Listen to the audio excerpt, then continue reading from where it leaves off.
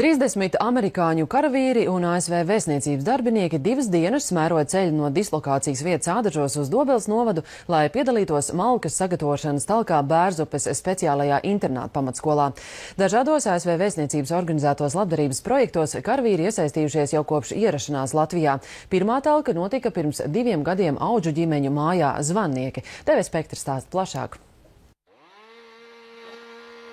Pie Bērzupes speciālās internāta pamatskolas jau 2. dienu dūd zāģi un rosās puišu formas tērpos. Palīdzēt skolai sagatavot 170 kubikmetrus malkas ieradušies amerikāņu karavīri no 173. brigādes gaisa desanta kaujas vienības un ASV vēstniecības darbinieki. Mēs zinām, ka mēs palīdzam, un šiem bērniem varbūt ir vajadzīgs lielāks atbalsts. Tāpēc esam priecīgi par jebkuru darbu, kas kādu labumu dod arī sabiedrībai.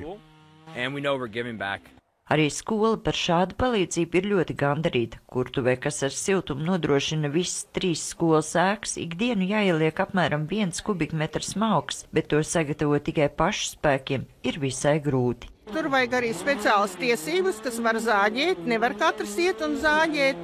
Un mums ir līdz šim arī nākuši palīgā bezdarbnieki no Annenieku pašvaldības. Brīvprātīgais darbs amerikāņiem esot ļoti svarīgs, tāpēc viņi labprāt iesaistās labdarības projektos arī Latvijā. Un, lai gan vairums kareivju esot pilsētnieki, lauku darbi viņiem nav sveši. Pirmoreiz karavīri talkojuši Audžu ģimeņu mājās Zvannniekos, un šī esot jau kāda 15. talka. Tagad ir tikai janvārs. Mēs pagājuši gadu vismaz 5-6 talkās bijām. Mēs pat bijām Līgatnes dabas takā, Lāču voljēru tīrījām.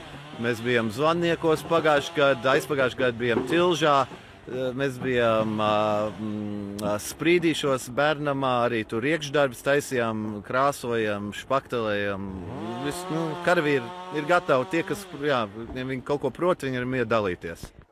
Ar čaklo roku palīdzību sarūpētās malkas pietikšot vienai sezonai, bet karavīri ir gatavi šeit atgriezties vēlreiz, ja vien tiks aicināti. Sandra Leitāne, Andris Pāns, TV Spektrs.